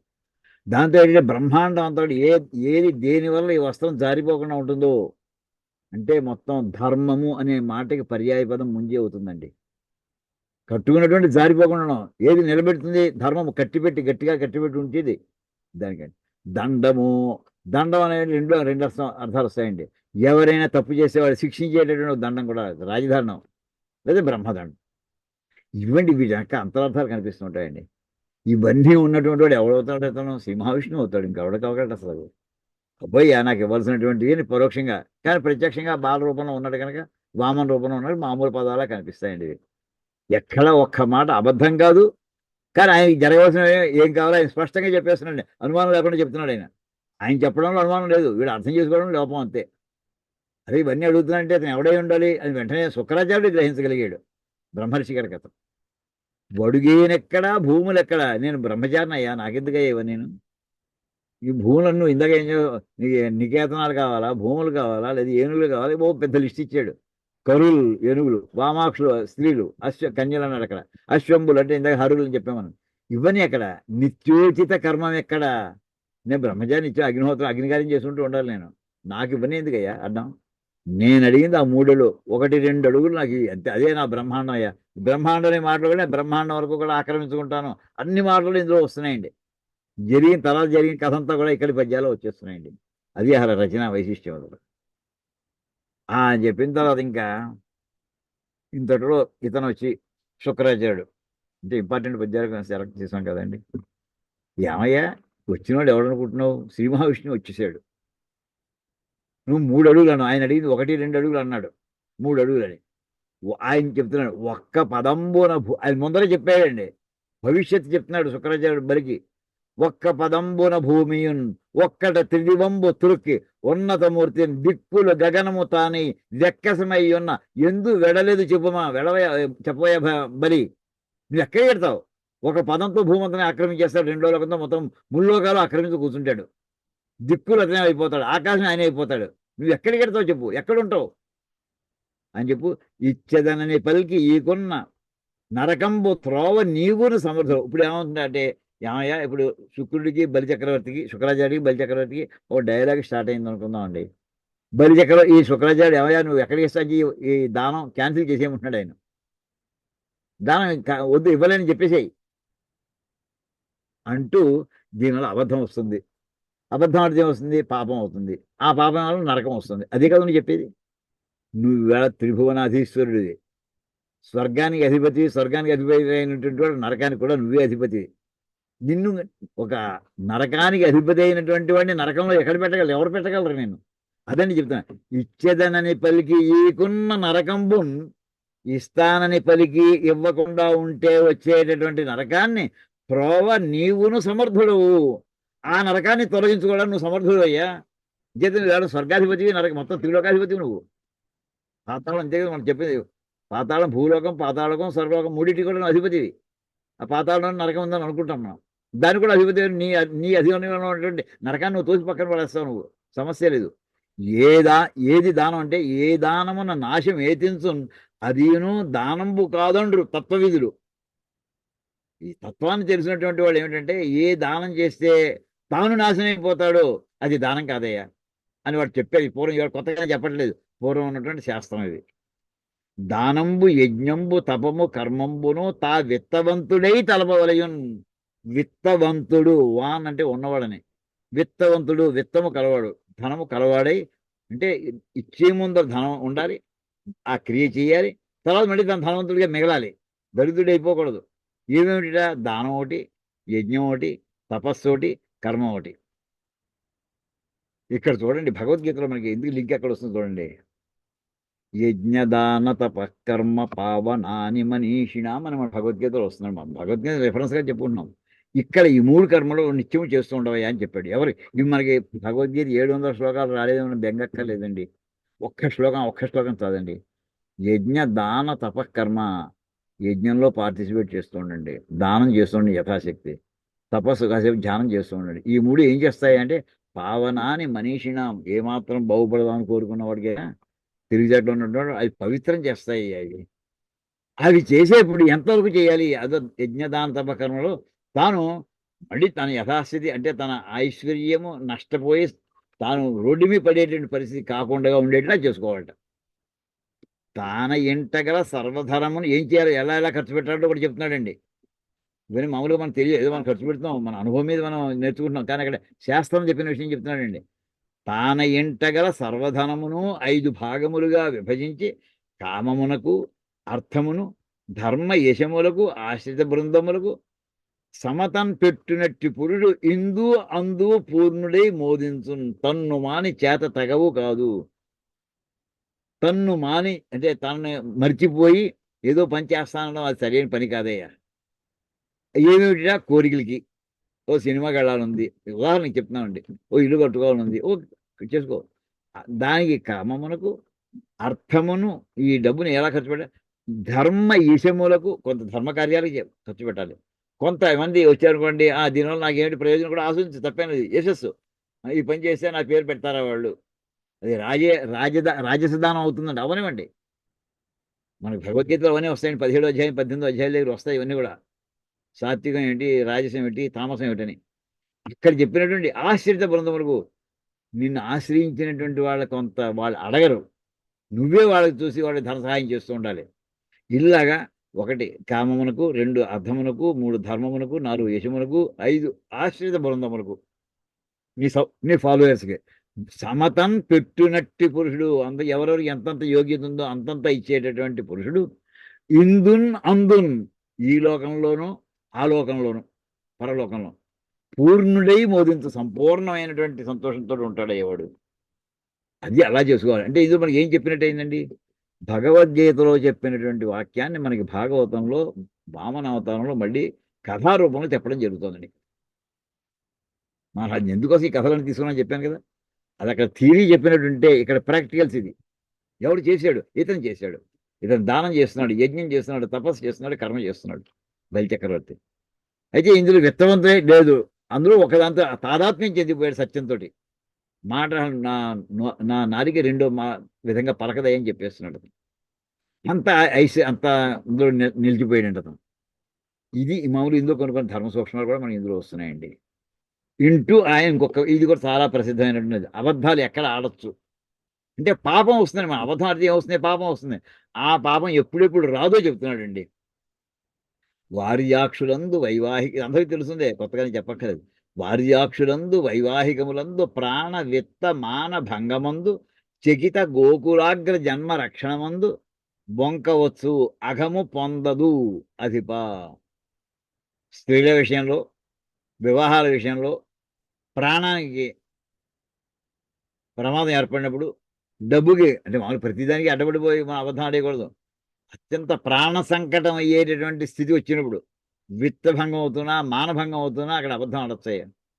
చకిత గోకులాగ్ర జన్మ రక్షణ మందు, గోకులం అంటే మనకి గోవుల విషయంలో, బ్రాహ్మణుని రక్షించడంలో, అంటే పండితుల్ని ఇది ధర్మాన్ని ఎవరైతే నిలబెడతారో వాళ్ళని రక్షించే విషయంలో బొంకవచ్చు అఘమ పొంద, ఇన్ని రకాల ఉపదేశాలు చేశాడు ఈయన శుక్రాచార్యుడు.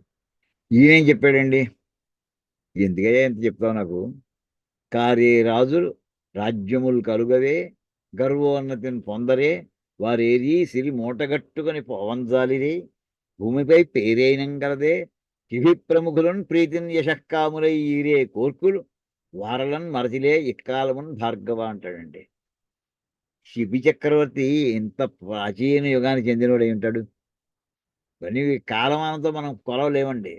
ఎవరు ముందు ఎవరు వెనక, శిబి ముందర పుట్టాడా, బలిచక్రవర్తి ముందర పుట్టాడా, హిస్టరీ కాదు వర్తించదండి, విషయం తీసుకోవాలి మనకి. అది ఏ యుగం, అది ఎన్నో మహాయుగం, ఇవన్నీ ప్రశ్నలు వేసుకోకూడదు. శిబి ప్రముఖులను, అయితే శిబి చక్రవర్తి ఆ వేళ చేసినట్టు శరీరాన్ని అంతా కూడా తాసు తక్కాడు, తానే కూర్చున్నాడు వీళ్ళు అక్కడ. అతను దేనికి చేసేడు అంటాడంటే, ఈయన యశక్కాములై ఈరే కోరుకులు, ఆయన కీర్తిని కోరుకుని ఇచ్చేటండి అని ఈయన బలిచక్రవర్తి అంటున్నాడు. కీర్తిని కోరుకుని శిబి చక్రవర్తి చేశాడయ్యా. కానీ ఆ కథ చదువుతుంటే ఆయన శిబి చక్రవర్తి అలా చేయలేదండి. అంతే, శరణార్థిని రక్షించడం తన కర్తవ్యం అనుకుని చేశాడు ఆయన. అది పెద్ద పేర్లు పేపర్లో వస్తుందని, న్యూస్ పేపర్లో వస్తుందని ఏమీ కదండి. అంటే అంత గొప్పగా పేరు వచ్చింది కదా అని చెప్పడమే ఇక్కడ ఉద్దేశం తప్ప కీర్తికాంక్షతో చేశాడని ఆ అర్థం తీసుకోకూడదండి.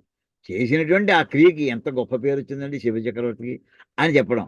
వాళ్ళందరూ రాజులు కదా, ఎంతమంది రాజులు లేరయ్యా, ఎన్ని రాజ్యాలు రాలేదయ్యా, ఎంతమంది ఆ రాజ్యాలతో ఐశ్వర్యం ఎంత పొందారయ్యా వాళ్ళు. ఇప్పుడు మన చంద్రగుప్త మరు చంద్రగుప్తుడు కానీ, సముద్రగుప్తుడు కానీ ఎలాంటి కథలు వింటూ ఉంటామంటే చదువుతుంటే. అది కింద రాజేంద్ర చోళుల్లో ఇండోనేషియా వరకు పరిపాలించాడు అతను. ఇండోనేషియా కూడా అక్కడ నెగ్గి, అక్కడ దేవాలయం, మన మోడీ గారు వెళ్ళి అక్కడ ఆ దేవాలయాన్ని ఆయన కట్టించిన ఎన్ని దేవాలయాలు అండి అక్కడ. అక్కడ వాళ్ళకి ఎలా తెలుస్తుంది? ఇక్కడి నుంచి పెడితే శిల్పులు పెడితే తప్ప. అంటే గర్వోన్నతి, ఇంకా వాళ్ళు మించిన వాళ్ళు లేరు అనేటటువంటి ఆ స్థితిని పొందలేదా? అయితే వాడు వెళ్ళేప్పుడు డబ్బులు ఏమైనా పట్టుకెళ్ళారా కట్టగట్టుని? సిరి మూటగట్టుకొని వెళ్ళగలిగారా? వాళ్ళు వెళ్ళలేరు. ఇక్కడ వాళ్ళ శరీరం ఎప్పుడైతే పార్థివ శరీరం ఇక్కడ పడిపోయిందో వాళ్ళ ఐశ్వర్యం కూడా ఇక్కడ కట్ అయిపోయింది. కానీ వాళ్ళ పేరైనా మిగిలిందా? తెలియదు. చాలా మంది పేర్లే తెలియవు. ఒక రాజేంద్ర చోళుడు ఒక్కడైనా వెళ్ళి ఉంటాడా? ఎంతమంది వెళ్ళి ఉంటారో తెలియదు మనకి, వాళ్ళ పేర్లే తెలియవు. ఎక్కడో గోడ మీద రాస్తే మనకి కనిపించేట్లా కనిపిస్తే మనకి ఆ కోడి అర్థమైతే మనం అర్థం చేసుకుంటే రాసుకుంటే తెలుస్తుంది. కానీ ఏమి అప్రస్తుతం అయిపోయాయి. కానీ కొందరి పేర్లు ఏమి చేసినా సరే నాశనం చేద్దామన్న పేర్లు పోవు. శివి ప్రముఖులను ప్రీతిని యశక్కాములై ఈరే కోరికలు, అడిగిన కోరికలు ఇవ్వలేదా? ఇవాళ కూడా మర్చిపోతే వాళ్ళని అంటూ ఆ దాన గుణాన్ని ఇక్కడ వర్ణిస్తున్నాడండి. అప్పుడు ఈయన ఇచ్చేస్తూ నేను ఇవ్వడానికి నిర్ణయించుకున్నాను. ఈ పద్యం చాలా గొప్ప ప్రసిద్ధి పొందినటువంటి వాక్యాలు చాలా ఉన్నాయి అనుకోండి అలాంటివి. విప్రాయ ప్రకటవ్రతాయ భవతే విష్ణుస్వరూపాయ వేద ప్రామాణ్య విదే త్రిపాదధరణీం దాస్యామి అంతున్. సంస్కృతంలో చేస్తారు కదా మరి దానం అంతా కూడా నమమ అనుకుంటూ చేస్తారు. క్రియాక్షిప్రుండై ధనుజేశ్వరుండు అడుగున్ చేసాచి పూజించి బ్రహ్మ ప్రీతం అని ధారవోసే భువనం ఆశ్చర్యమున్ పొందగన్ విప్రాయ. ఇందాక విశేషమైనటువంటి ప్రజ్ఞ కలిగినటువంటి వాడితో ప్రకటవ్రతాయ, ఒక బ్రహ్మచర్య నిష్ఠతో ఉన్నటువంటి వాడు. భవతే విష్ణు స్వరూపాయ, శ్రీ మహావిష్ణు యొక్క స్వరూపం అయ్యాను. అది నిజంగా కరెక్ట్. మామూలే మాట మనం లక్ష్మీనారాయణ స్వరూపాయ అంటుంటాం అండి, మనం శ్రీ మహావిష్ణు స్వరూపాయ అంటుంటాం. అది మన ఊహ అది. కానీ ఇక్కడ ప్రాక్టికల్గా ఆయన శ్రీ మహావిష్ణువు వచ్చి కూర్చున్నాడు. భవతే అయినటువంటి నీకు వేద చతుర్థి విభక్తిలో వాడాలని దానం చేసేవాడు కూడా చతుర్థి విభక్తి అని కూడా చతుర్థి విభక్తి ప్రథమావచనం. వేద ప్రామాణ్య విదే, వేద ప్రామాణ్య విదే, విత్ అంటే తెలిసినటువంటి వేదం యొక్క గొప్పతనం అంతా తెలిసినటువంటి వాడు, ప్రమాణాలు తెలిసినటువంటి వాడు, వేదముల చేత తెలియబడేటటువంటి వాడు. త్రిపాదధరణీం నీకు భవతి, అటువంటి నీకు మనం షష్ఠిలో చెప్తుంటాం. నీకు అనే షష్ఠి, నీ కొరకు అని చెప్పాలి. భవతి అంటే నీ కొరకు. త్రిపాదధరణీం దాస్యామి, 3 అడుగుల నేల దానం చేస్తున్నాను. అంతున్ క్రియాక్షిప్రుని, క్షిప్రత అంటే వేగంగా, స్పీడ్గా. ఆయన వెంటనే అతను కుర్రాన్ని పట్టుకుని చేయి పట్టుకుని ఆ చేయి సాచి పూజించి మామూలుగా దానం చేసేప్పుడు ఇప్పుడు కూడా మన చేత వాడు గోత్రం చెప్పించి పూజ చేస్తుంటారండి. బ్రహ్మప్రీతి నలుగురుదయ పరబ్రహ్మార్పణ వస్తు శ్రీ మహావిష్ణు అనేక శ్రీ మహావిష్ణు మనకి అనుగ్రహ ప్రాప్తి వస్తూ అనుకుంటుంటాం. బ్రహ్మప్రీతం అని ధారవో సిద్ధ భువనం ఆశ్చర్యమున్ పొందగన్ అని ఈ రకంగా అద్భుతమైనటువంటి ప్రక్రియతోటి మనకి ఇక్కడ జరుగుతున్నటువంటి తంతులో కూడా చెప్తున్నానండి. ఇక్కడ ధర్మమా అధర్మమా, ఏది ఎంత మాత్రపు అధర్మం ఇక్కడ జరిగింది. భగవద్గీతలో చెప్పినటువంటి 7 శ్లోకాల్లో అధర్మం ఎక్కడైనా పెళ్ళికి పోయిందా? వాళ్ళు కొట్టుకున్నారు, బలవంతుడైనా లాక్కున్నాడు, అది మళ్ళీ వెనక కావాలని వీడు కోరుకున్నారు, శ్రీ మహావిష్ణుని ఆశ్రయించారు. అంటే తపస్సు చేస్తే వచ్చిన శ్రీ మహావిష్ణువు వరాలు ఇవ్వాలి, అది మళ్ళీ ధర్మం. ఆ ధర్మం కోసం ఇక్కడ చిన్నపాటి అధర్మం అంటే అవసరాన్ని తీసేయడం. అది అధర్మం కాదని చెప్పడానికి ఏంటంటే నేను ఇచ్చిన నిర్మాణాన్ని నువ్వు మళ్ళీ కాదని నువ్వు ఎలా అన్నావు అవసరం అని చెప్పి దేవతలు ఉన్నటువంటి ఇచ్చినటువంటి విష్ణు శ్రీ మహావిష్ణువు ఇచ్చినటువంటి అధికారాన్ని నువ్వే కూడా తొలగించడానికి, నువ్వు తొలగిస్తే మళ్ళీ ఇంకొన్ని నిన్ను కూడా తొలగిస్తాను. అలాగే ఇవన్నీ కూడా మొత్తం పొలిటికల్ అక్కడ స్టెప్స్ అని ఎలా జరుగుతూ ఉంటాయో అవన్నీ జరిగాయండి. ఇప్పుడు సామాన్యంగా ఒక ఆఫీసులో ఎల్డీసీ ఓ చీఫ్ సెక్రటరీకి మెమో ఇవ్వగలండి? అసలు ఇచ్చాడు, మనకు తెలిసిన కదా. ఎల్డీసీ చిన్న లోయర్ ర్యాంక్లో ఉన్నవాడు హయ్యర్ ర్యాంక్లో ఉన్నటువంటి ఆఫీసర్కి ట్రాన్స్ఫర్ ఆర్డర్స్ పంపించాడండి. ఏం చెప్తాం ఇక్కడ? అది అన్యాయం కదా, అది తెలుసు కదా, అందరికీ తెలుసుంది అది. అప్పుడు మళ్ళీ ఏం చేయాలి? మామూలు సరైన పైవాడు ఏం చేయాలి? వాడిని తీసేయాలి, కింద వాడిని ఎత్తి పెట్టుకున్నారు. ఇప్పుడు ఇలాగ జరిగేటంటే అన్నీ కూడా ఎక్కడ ఏ లెవెల్ దాటితే చెయ్యకూడదో అవి చేసినటువంటి ఆ దోషం ఇక్కడ ఉందండి బలి చక్రవర్తికి. ఆ దోషం అది అధర్మం కింద అవుతుంది. దాన్ని తొలగించడం అయితే భక్తిగా చేస్తున్నాడు, ధర్మపరంగా చేస్తున్నాడు.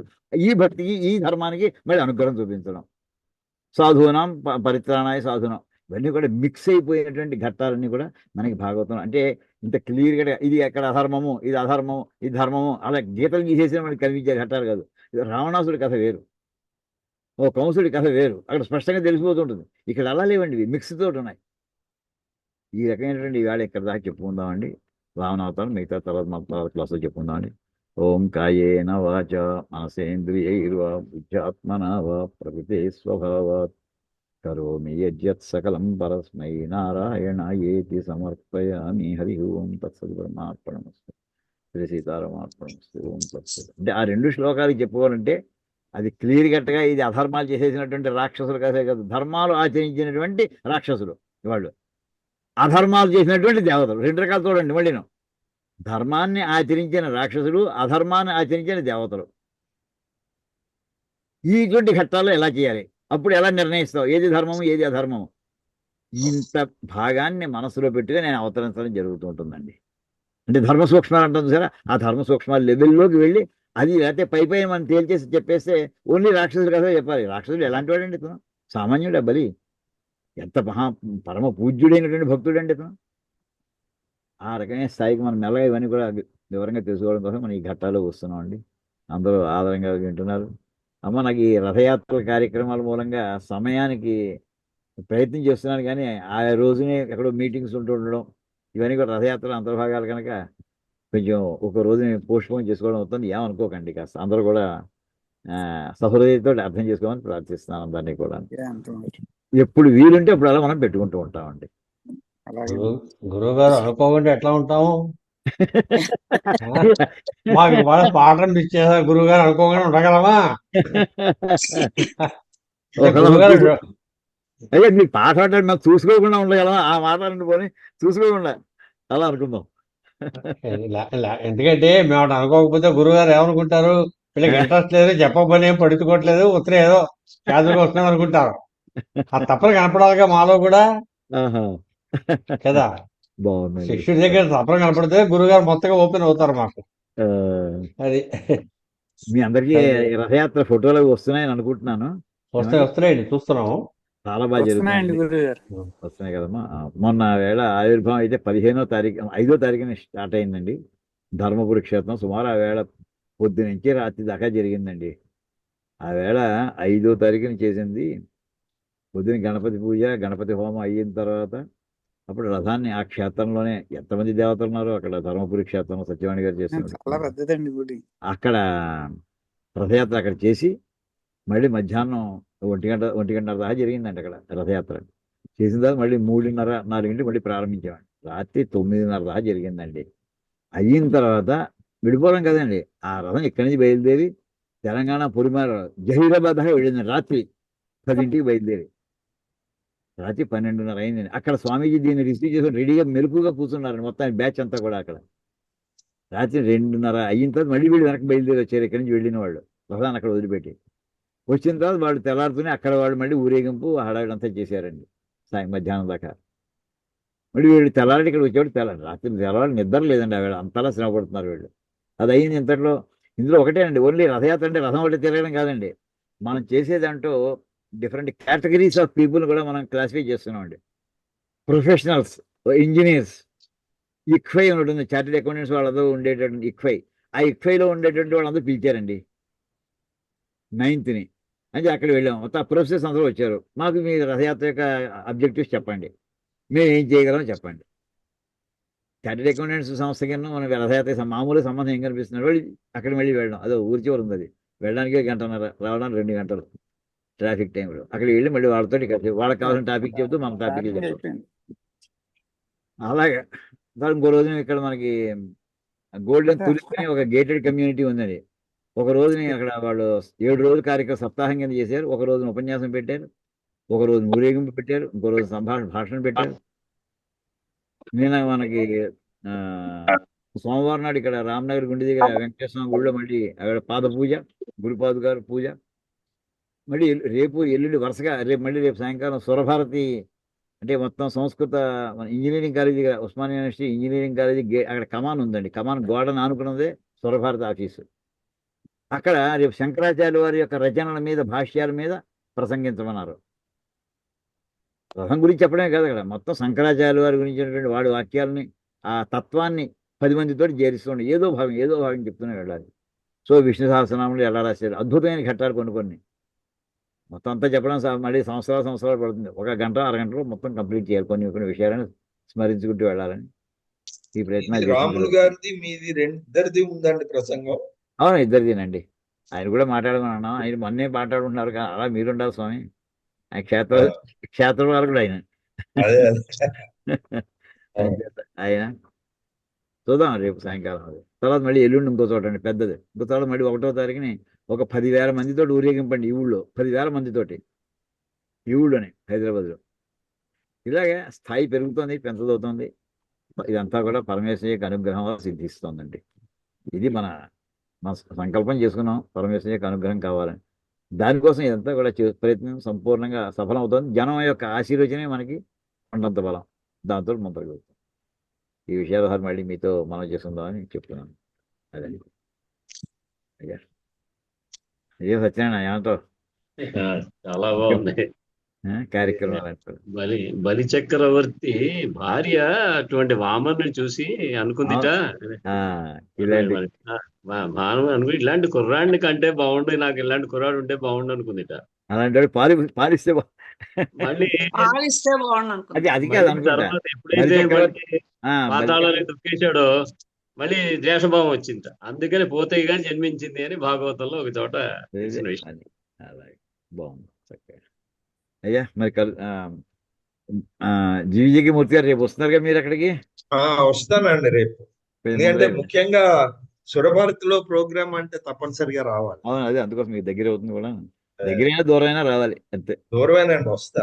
అయ్యా ఊళ్ళో ఉన్నవాళ్ళు వీలుంటే రండి రేపు సాయంకాలం. ఊళ్ళో ఉన్నటువంటి వాళ్ళు, హైదరాబాద్లో ఉన్నటువంటి వాళ్ళు రావడానికి ట్రై చేయండి.